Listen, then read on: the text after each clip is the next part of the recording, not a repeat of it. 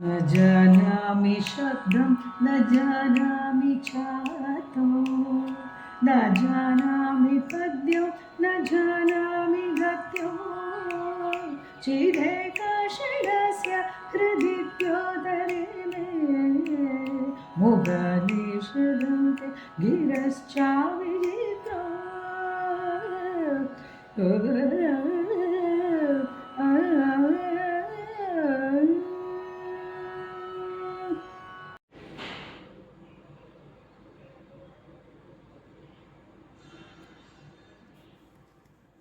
ஓம் நமச்சிவாய. ஓம் சரவணபவாய. அனைவருக்கும் வணக்கம். இன்னைக்கு நம்ம சுப்பிரமணிய புஜங்கத்தின் 2வது ஸ்லோகத்தை பார்க்க போகிறோம். நேத்திக்கு நம்ம அழகான முதல் ஸ்லோகத்தை பார்த்தோம். இந்த முதல் ஸ்லோகம் சதா பால ரூபாவி விக்னாத்ரிஹந்திரி அப்படின்னு ஆரம்பித்து கணேச பெருமானுடைய பெருமைகளையும் விக்னங்களை அகற்றி எல்லா செயல்களையும் நல்ல விதமாக முடித்து தருகின்ற அவருடைய கருணையையும் எண்ணி அவர் பேசி முடித்தோம். இன்னையிலிருந்து 2வது ஸ்லோகத்திலிருந்து 32வது ஸ்லோகம் வரையில் ஆதிசங்கர பெருமானவர்கள் ஒவ்வொரு ஸ்லோகத்திலும் முருகப்பெருமானுடைய பெருமைகளை விளக்குறாரு. இன்றைக்கி 2வது ஸ்லோகத்தை அதில் என்ன சொல்கிறாருன்னா, ஒன்றுமே தெரியாத ஒரு பாமரனாக இருந்த எனக்கு கவிதைகள் ஊற்றெடுத்து பெருக்கும் வகையில் என் உள்ளத்திலிருந்து பொங்கி பெருகும் வகையில் அருளை உன்னுடைய முகத்தை கண்ட 6 முகத்தை கண்ட சனத்திலிருந்து அந்த அருளை எனக்கு நீ தந்து விட்டாயே அப்படின்னு வியந்து பாடுறார். இப்போ நம்ம இந்த பாடம் பார்க்கலாம். 2வது பாடல் ந ஜானாமி சப்தம் ந ஜானாமி சார்த்தம் ந ஜானாமி பத்தியம் ந ஜானாமி கத்தியம் சிதேகா சடாஷ்யா ஹிருதித்யோ ததேமே முகான்னி சரந்தே கிர சாபிசித்திரம் அப்படிங்கிறார். இல்லை, முதல்ல அங்கே ஜெயந்திபுரத்துக்கு போயிடுறாரு. அங்கே போயிட்டு அந்த முருகப்பெருமானுடைய சன்னதிக்கு போயிடுறாரு. அங்கே போய் புஜங்கங்கள் அந்த ஆதிசேஷன் வணங்குறதை பார்க்குறாரு. அந்த கடற்கரையிலே அலைகள் மோதுவதையெல்லாம் பார்த்து உள மகிழ்ச்சியிலே முருகப்பெருமானை பாட வேண்டும் அப்படின்னு முதல்ல கணபதியும் பாடிடுறாரு.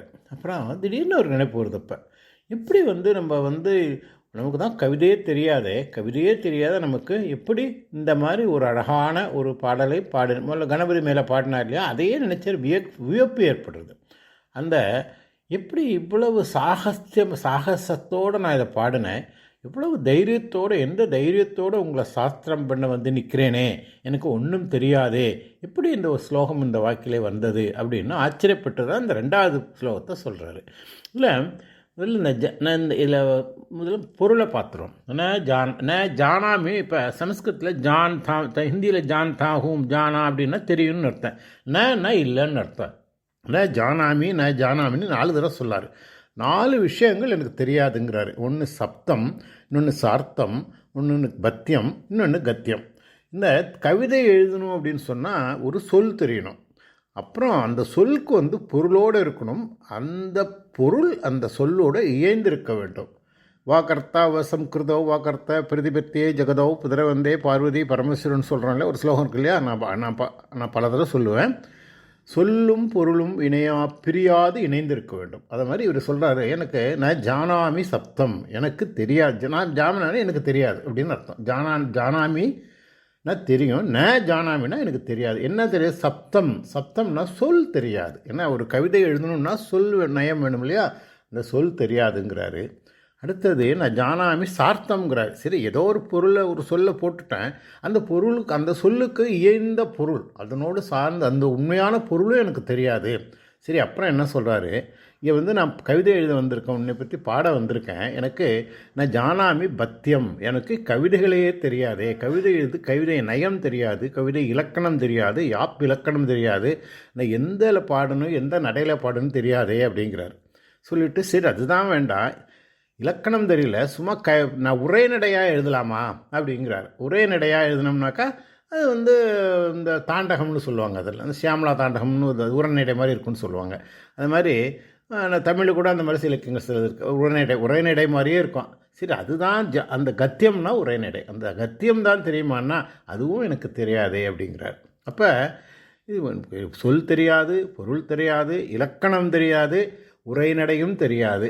அப்படி இருக்கும்போது நான் இங்கே எப்படி பாட்டு எழுத வந்தேன், எந்த தைரியத்தில் இங்கே வந்தேன் அப்படிங்கிற நான் சொல்லும்போது அவர் முகான் நீ சிறந்தே, அதாவது சிதாகா சடாஷ் என்னுடைய ஹிருதயத்திலிருந்து ஹிருதி என்னுடைய இருதயத்தில் இருந்து சிதேகா அப்படின்னா ஒரு பேரொளி. எப்போன்னு கேட்டிங்கன்னா அந்த முருகப்பெருமானுடைய அந்த சன்னதியிலே அந்த 6 முகங்களோடு அந்த 6 முகங்களோடு சடாஷியான அந்த 6 முகங்கள், ஷடம்னு 6 இல்லையா, அந்த 6 முகங்களோடு கூடிய ஒரு பேரொளி. அது யார்? முருகப்பெருமானுடைய ஒளி என்னுடைய இருதயத்தில் புகுந்தது. நான் அதை காய்ச்ச உடனே அந்த புகுந்ததுனால ஹிருதயத்தையோமேங்கிறார். என்னுடைய ஹிருதயத்தில் இருந்து தியோததேன்னா பிரகாசிக்குது. இந்த பெருமானுடைய பேரொளியின் இருதயத்திலே பிரகாசிக்குது. அதை கண்டவுடன் முகான் நீ சிறந்தே அப்படிங்கிறார். அதாவது முகான்னா அது என் வாக்கு, முகான்னா முகம் இல்லையா, முகங்கிறது அந்த வாயை குறிக்குது. வாயிலிருந்து என்னுடைய வாக்கிலிருந்து கிரசாபி சித்திரம் ரொம்ப அச்சமான விஷயங்களெல்லாம் நிசிறந்தே அப்படிங்கிறார். நிசிறந்தேன்னா அருவி மாதிரி பெருக்கெடுத்து, வெள்ளம் அருவியாக பெருக்கெடுத்து ஓடுகுது அப்படிங்கிறாங்க. அது பிரவாகமாக பிரவாகித்து ஓடுகிறது அப்படிங்கிறார். அதுதான் இது சொல்கிறாரு. எனக்கு சொல் தெரியாது, எனக்கு அந்த சொல்லுக்கு பொருள் தெரியாது, எனக்கு இலக்கணம் தெரியாது, எனக்கு உரைநடையாக எழுதக்கூடிய இதுவும் தெரியாது. ஆனால் உன்னுடைய சன்னதியிலே நான் இன்று உன்னுடைய திருமுகத்தை 6 திருமுகங்களை கண்ட அடுத்த நேரம் என்னை ஒரு பெரிய பேரொளி, 6 முக பேரொளி என் உள்ளே புகுந்து என் இருதயத்தில் இருந்து கணக்கற்ற பாடல்களை அப்படியே அருவி மாறி பெருக்கெடுத்து பெருக்க வைக்கிறதே அப்படின்னு இந்த 2வது பாட்டில் சொல்கிறாரு. இது முருகப்பெருமானுடைய கருணையை தன் உள்ளத்திலே இந்த கருணை வெள்ளம் புகுந்ததினால் தான் ஒரு கவிஞனாக மாறிவிட்டதை சொல்கிறார். இதை நம்ம பல கவிஞர்கள், நம்ம நிறைய சான்ஸ்கிரிட்லேயும் சரி தமிழ்லேயும் சரி நிறைய பல புலவர்கள் இந்த முத்துசாமி தீட்சிதர் தெரியும், தாண்டகம் முத்துசாமி, அவர் முருகன் அருள் பெற்றார், அருணகிரிநாதர் அருள் பெற்றார். இப்படி பல பேர் குமரகுருவர் முருகனுடைய அருள் பெற்றார். இவங்கெல்லாம் முருகனை நேரடியாக பார்த்தாங்களான்னு நமக்கு தெரியாது.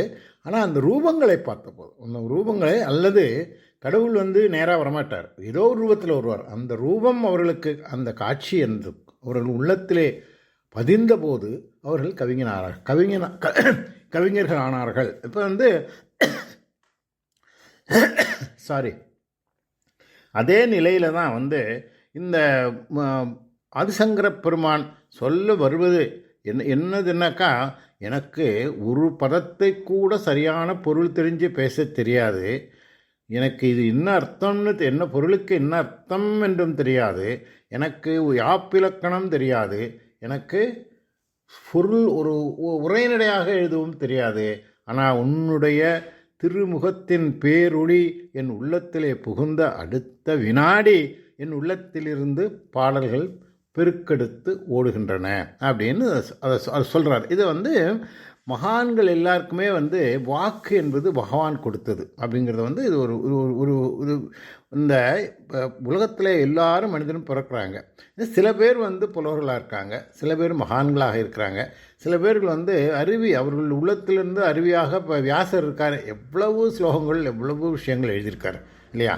அதே மாதிரி இப்போ வியாசருக்கு உள்ள அந்த அதே காலத்தில் எவ்வளோ முனிவர்கள் இருந்திருக்கிறாங்க, எவ்வளோ மகான்கள் இருந்திருக்கிறாங்க. இருந்தாலும் வியாசர் அளவுக்கு முடியல. ஏன்னா அவர் அதே போல் இப்போ எத்தனையோ ஆதிசங்கரர் காலத்தில் எவ்வளோ பேர் இருந்தாங்க. ஆனால் ஆதிசங்கரர் எழுதிய அளவுக்கு ஸ்லோகங்களோ இல்லை பக்தி பாடல்களோ எழுதுங்களோ யாரும் கிடையாது. அதே மாதிரி நம்முடைய திருமுறைகளை எடுத்திங்கன்னா இந்த 4 இருக்காங்க. இந்த 4 இருந்த காலத்தில் எவ்வளோ புலவர்கள் இருந்தாங்க. இருந்தாலும் அவர்களுக்கு அந்த பேர் அருள் கிடைத்தது. இந்த அருள் கிடைக்கிறதுக்கு நிறைய காரணங்கள் இருக்குது. அது அந்த உள்ளத்திலே அது பொதியணும். இப்போ இவர் போயிட்டு இப்போ இந்த பாடலையும் அவர் என்ன சொல்கிறாருன்னு கேட்டிங்கன்னா, எத்தனையோ பேர் சுப்பிரமணியம் திருச்செந்தூர் போகிறாங்க, அந்த முருகனை பார்க்குறாங்க, கும்பிடுறாங்க, வணங்குறாங்க, உள்ளம் உருகுறாங்க, கண்ணீர் தாரையாக பிறகு நிற்கிறாங்க. ஆனால் இருந்தாலும் அந்த பேரொளி, இந்த ஆறுமுகத்தின் பேரொளி அந்த உள்ளத்தில் எத்தனை பேருக்கு நுழைகிறதுன்னு நமக்கு தெரியாது. அந்த பேரொளி நுழைந்து விட்டால் நமக்கு எஃபர்ட்டே தேவையில்லை. வித்தவுட் எனி எஃபர்ட் கவிதைகள் பெருக்கெடுத்து அப்படியே ஓடும், அப்படிங்கிறதான் நடக்கும் அப்படிங்கிறத இது சொல்கிறாரு. இதுக்கு நம்ம உதாரணமாக நிறைய உதாரணங்கள் இருக்குது. நம்ம அருணகிரிநாதர் எடுத்துக்கோம். அருணகிரிநாதர் வாழ்நாளெல்லாம் ஒரு ஒரு ஒரு ஒரு சாதாரண வாழ்க்கையிலுக்கும் கீழ்த்தரமான வாழ்க்கை வாழ்ந்தவர். அப்புறம் ஒரு ஒரு நிலையில் சரி அப்படின்ட்டு, ஐயோ இவ்வளோ மோசமாக வாழ்ந்து விட்டோமே, நம்ம வாழலாம் கெட்டு போச்சே அப்படின்னு ஒரு மனதிலே ஒரு திருத்தம் வருகிறது. ஒரு சரி நம்ம ரிஃபார்ம் ஆகிக்கணும்னு நினைக்கிறாரு. ரிஃபார்ம் பண்ணிக்கிறதுக்கும் இந்த வயசுக்கு மேலே எப்படி ரிஃபார்ம் ஆக முடியும், எப்படி நாம் திருந்த முடியும்னு நினச்சி அந்த கிளி கோபுரத்தில் ஏறி திருவண்ணாமலையிலே நான் உயிரை விட்டுறேன் அப்படின்னு நினச்சி தற்கொலை பண்ணிக்க முயற்சிக்கிறார். அப்பொழுது முருகப்பெருமான் அவரை தாங்கி, நீ பேசாமல் வாய முடிக்கிட்டு இரு அப்படின்றார். அவர் சரி நீங்கள் அங்கே அந்த நெடுகிலிருந்து அவருடைய இந்த எந்த எல்லாத்தையும் விட்டுட்டு ஒரு முனிவர் மாதிரி அந்த ஒரு தனிப்பட்ட இடத்துல உட்காந்துக்கிட்டு தவம் பண்ணிக்கிட்டு இருக்கார். அப்போ ஒரு நேரத்தில் அவருக்கு திடீர்னு ஒரு நாள் முருகப்பெருமான் அவரிடம் நீ என்னை பாடு அப்படிங்கிறாரு. இவருக்கு ஆச்சரியமாக இருக்குது, அருணகிரியாக இருக்குது. என்ன பாடுன்னு சொன்னாக்கா அப்படின்னா, நான் இங்கேருந்து பாடுறது எனக்கு என்ன தெரியும் அப்படிங்கிறார். அப்படின்னா அதுக்கு சொல்ல, நீ பரவாயில்ல, நீ அவருடைய உனக்கு அருள், அந்த அருணகிரி உனக்கு ஒரு அருள் நான் கொடுக்குறேன், அந்த அருளால் உனக்கு வந்தது, அந்த உன்னை வியாதியெல்லாம் தீர்ந்து போச்சு, உன் உள்ளத்திலே மனக்கிலேசங்கள்லாம் தீர்ந்து போச்சு, நான் என் கையிலே தாங்கி இருக்கிறேன், நீ சும்மா இருன்னு சொல்லி நான் உபதேசம் பண்ணேன், நீ சும்மா இருந்த, நீ இந்த மண்டபத்திலே உட்காந்து தியானம் பண்ணிக்கிட்டே 12 வருஷம் தவம் பண்ணியிருக்க அப்படின்னா, இப்போ மறுபடியும் உனக்கு தரிசனம் கொடுக்குறேன், நீ முத்தா என்னை பாடு அப்படின்னு முருகப்பெருமான் சொன்ன உடனே அடுத்த நிமிஷம் முத்தை தரு பத்தி திருநகை அத்திக்கரை சத்தி சரவண முத்தி கொருவித்து குருபர என ஓதும் அப்படின்னு ஆரம்பிச்சிடுறார். அதில் ஆரம்பித்தது எத்தனை ஆயிரக்கணக்கான பாடல்களை அருணகிரிநாதர் பாட ஆரம்பித்தார். அதே மாதிரி அங்கே அருணகிரிக்கு முருகப்பெருமான் நேராக சொன்னார். ஆனால் நம்முடைய ஆதிசங்கர பெருமானுக்கு அந்த காட்சியை கண்ட நேரம், அந்த முருகப்பெருமானுடைய அந்த முகத்தை கண்ட நேரம், முருகப்பெருமானுடைய அந்த முகத்தில் ஒரு பேர் ஒளியை பார்க்குறாரு. நம்ம போய் எல்லாரும் கோயிலுக்கு போகிறோம், எல்லாரும் கடவுளை வணங்குகிறோம், தீபாராதனை பார்க்குறோம், அபிஷேகங்கள் பார்க்குறோம், ஆராதனைகள் பார்க்குறோம், அங்கே பாடப்படுகின்ற ஸ்லோகங்களை கேட்கிறோம், பக்தி பாடல்களை கேட்கிறோம், வேதங்களை கேட்கிறோம். இருந்தாலும் எத்தனை பேருடைய உள்ளத்திலே அந்த பேரொளி பெருகுகிறது அப்படின்னா தெரியாது. அது எல்லாருக்கும் கிடைக்கக்கூடிய அதிர்ஷ்டம் கிடையாது. ஏன்னா ஒரு நாளைக்கு இப்போ திருவண்ணாமலைக்கு கிரிவலம் போகிறாங்கன்னா நம்ம 30 லட்சம் 50 லட்சங்கிறாங்க இப்போ கார்த்திகை மாதத்தில். இந்த 50 லட்சம் பேருக்கும் பெருமானுடைய அருள் கிடைக்கும். ஆனால் அதை எத்தனை பேர் உணர்கிறார்கள்? அதை உணர்கிறவர்கள் தான் என்னென்னா, நான் பலமுறை சொல்லியிருக்கேன், பக்தி என்பது உணரப்பட வேண்டியது, அறிந்து கொள்ளுதோ தெரிந்து கொள்ளுதோ அல்ல. அந்த பக்தியை உணர வேண்டும். அதில் எத்தனை பேர் 50 லட்சம் பேர் கிரிவலம் போனாலும் அந்த அருணாச்சலேஸ்வருடைய பெருமையை உணர்கிறவர்கள் உள்ளத்திலே தான் அந்த பக்தி பெருக்கெடுக்கும். அந்த பக்தி பெருக்கெடுத்தால் என்ன வேணால் நடக்கும். அதே மாதிரி தான் நம்ம ஆதிசங்கர பெருமானுக்கு அந்த முகத்தை கண்ட நேரத்தில் ஒன்றுமே தெரியாமல் ஒரு டார்க் இப்படி எடுத்துங்களோ ஒரு ஒயிட் பேப்பர், வெள்ளை பேப்பர், எம்டி பேப்பரோடு போய் நிற்கிறாரு. அங்கே போன உடனே அதில் அழகான ஒரு ஓவியம் தீட்டப்படுகிறது. அந்த ஓவியம் உயிருள்ள ஓவியமாக தீட்டப்படுகிறது. அந்த மாதிரி தான் நம்ம எடுத்துக்கணும். நாங்கள் போதுமே என்னவே தெரியாதுங்கிறார். இந்த ஒரு கவிதைகள் எழுதணும் அப்படின்னு சொன்னால் 4 வேணும், 4 தெரியணும். பாடல்கள் எழுதணும் அப்படின்னா 4 தெரியணும். எந்த சொல்லை எப்படி போடணும், எங்கே போடணும்னு தெரியணும். அப்புறம் அந்த சொல்லுக்குள்ள பொருள் நிறைந்த பொருளாக இருக்க வேண்டும். பொருள்னா அது அந்த பொருள் நிறைந்த பொருளாக இருந்தால்தான் வாக்கர்த்தாவ சம்ஸ்கிருதோ, அந்த வார்த்தையும் அந்த பொருளும்னு சொல்கிறது. அந்த பொருளும் எனக்கு தெரியாது. அப்புறம் எனக்கு பத்தியம்னா இலக்கணம். ஏன்னா இலக்கணம் தெரியாமல் கவிதை எழுத முடியாது இல்லையா? ஆனால் இலக்கணம் தெரிஞ்சால் தான் எழுத முடியும். ஆனால் இப்போ அருணகிரிநாதருக்கோ ஆதிசங்கருக்கோ இலக்கணம் தெரியலங்கிறாங்க. ஒன்றுமே தெரியல, அங்கே போய் பாட ஆரம்பிச்சிட்டோம் அப்படிங்கிறாங்க. அதே மாதிரி கத்தியம் சரியா, எனக்கு இலக்கணம் தான் தெரியல, நான் ஒரே நடையாக ஒரு தாண்டகம் மாதிரி எழுதுறாங்கன்னா அதுக்கும் தெரியாது அப்படிங்கிறாங்க. அப்போ எதுவுமே தெரியாத ஒரு வெள்ளை உள்ளத்தோடு பரம்பொருளான பரமேஸ்வரரோ முருகப்பெருமானுடைய அவர் எதிரிலே போய் நின்றால் அவர் காட்சி தருவார். இப்போ எல்லாரும் கேட்பாங்க, கடவுள் காட்சி தருவாரா அப்படின்னு. இப்போ முருகப்பெருமான் அதுன்னு ஆதிசங்கரருக்கு காட்சி கொடுத்துருக்கிறார். எந்த விதமாக கொடுத்துருக்காருன்னா, மயில் மேலே ஏறி வள்ளி தேவனுடைய வந்து கொடுக்கல, ஒரு பேரொளியாக காட்சி கொடுத்தார். அந்த பேரொளி அது நிற்கல, அந்த பேரொளி அவருடைய உள்ளத்திலே புகுந்தது. அந்த உள்ளத்திலே அந்த பேரொளி புகுந்ததனால் அங்கே திடீர்னு நம்ம சுவிட்சு போட்டால் லைட் எரியுது இல்லையா, சும்மா ஒரு சுவிட்சு போட்டால் ஃபேன் சுற்றுது, ஒன்றுமே சும்மா நிற்கிற ஃபேன் சுவிட்சை போடுறது அடுத்த நொடி சுற்ற ஆரம்பிச்சிடுது. அதே போல் இந்த பேரொளியை கண்ட அடுத்த வினாடி என்னுடைய உள்ளத்திலிருந்து எண்ணற்ற பாடல்கள் பெருக்கெடுத்து ஊற்றன பெருக்கெடுத்து வந்ததே அப்படின்னு சொல்லி மகிழ்ச்சி அடைகிறாரு. இதுதான் அந்த 2வது பாடல். இந்த படத்துக்கு இன்னும் விளக்கம் சொல்லிக்கிட்டே போகலான்னு வச்சுக்கோங்க. ஆனால் நமக்கு இப்போ இன்றைக்கி முருகப்பெருமான் வந்துட்டார். அவருக்கு முதல் பாட்டில் விநாயகரை வணங்கி விட்டார். 2வது பாட்டில் நான் ஒன்றுமே இல்லை, நான் ஒரு பிளாங்க் ஷீட்டாக இருந்தேன். இப்போ நான் என்னை ஒரு கவிதை, ஒரு அழகான ஒரு சித்திரம் வரைந்த ஒரு திரையாக என்னை மாற்றிட்டீங்க, இனிமேல் நான் தொடர்ந்து பாட போகிறேன் அப்படின்னு சொல்லி இந்த பாடலை முடிச்சுட்டு நாளைக்கு 3வது பாடல் அடுத்த பதிவில் 3வது பாடல் பாட போகிறாரு. அது நாளைக்கு மயூராதி ரூடகம், மயூராதி ரூடம் அப்படிங்கிற ஸ்லோகத்தை பாடுறாரு. அந்த ஸ்லோகத்தில் என்ன சொல்ல போகிறாருன்னா, அவருடைய முருகப்பெருமானுடைய வர்ணனையை துவக்கிறார். அவருடைய உருவத்தை எப்படி இருக்குது, அவருடைய உருவம் எப்படி இருக்குது, அவர் நான் பார்த்துட்டேன். சரி, நான் இப்போ உன்னை எனக்கு தெரியாது, நான் கவிதை எழுத ஆரம்பிச்சிட்டேன். இப்போ என்னுடைய உள்ளத்திலே உன்னுடைய தோற்றம் தெரிகிறது. கண்ணுக்கு தெரியுதோ இல்லையே, என்னுடைய ஞானக்கண்ணுக்கு உன்னுடைய தோற்றம் தெரிகிறது. அதுதான் மயூராதி ரூடம். மயூராதி ரூடம்னா மயில், மயூரம்னா மயில் இல்லையா, மயில் மேலே ஆரோகணித்து இருக்கின்ற முருகனை அப்பொழுது காண்கிறார். முதல் பாட்டில் பார்க்கல, எனக்கு ஒன்றுமே தெரியாது, இந்த பேரொளியைத்தான் பண்டேன் அப்படின்னு சொன்னார். இந்த 2வது பாட்டில் 3வது ஸ்லோகத்தில் மயூராதி ரூடம் அப்படின்னு சொல்கிறார். அதான மயில் மேலே அமர்ந்திருக்கிற முருகப்பெருமானை நான் கண்டேன் அப்படின்னு சொல்லி அந்த பாடலை நாளைக்கு நம்ம அடுத்த பதிவிலே நம்ம பார்க்க போகிறோம். அதுவரை இந்த பதிவோடு அத்துடன் இந்த 2வது பாடல் பதிவினை நிறைவு செய்கிறேன். நீங்கள் தயவுசெய்து இந்த பாடல்களை படிக்கும்போது கூடிய வரைக்கும் அன்பர்கள் அந்த பாடல்களை மனப்பாடம் செய்து கொள்வது ரொம்ப உகந்ததாக இருக்கும். அந்த ஒவ்வொரு ஸ்லோகத்தையும் அதை படிக்கும்போதே கொஞ்சம் கஷ்டமான ஸ்லோகமாக தான் இருக்கும், சான்ஸ்கிரிட் ஸ்லோகங்கள். அதை நம்ம மனப்பாடம் செய்து கொள்வது என்றால், இல்லை சில விஷயங்கள் முருகனை பொறுத்தவரைக்கும் கந்த சஷ்டி கவசமாகட்டும், சுப்பிரமணிய விஜயமாகட்டும், இதெல்லாம் மனப்பாடமாக தெரிஞ்சுது அப்படின்னு சொன்னாக்கா, இந்த சுப்பிரமணிய பஞ்சரத்னம் இருக்குது, அதெல்லாம் நம்ம மனப்பாடமாக தெரிஞ்சுதுன்னு சொன்னால் முருகப்பெருமான் நம்ம உள்ளத்திலே என்றைக்கும் நிலையாக குடிகொண்டிருப்பார். அதனால் கூடிய வரைக்கும் மனப்பாடம் பண்ணுவதற்கும் முயற்சி செய்யுங்கள்.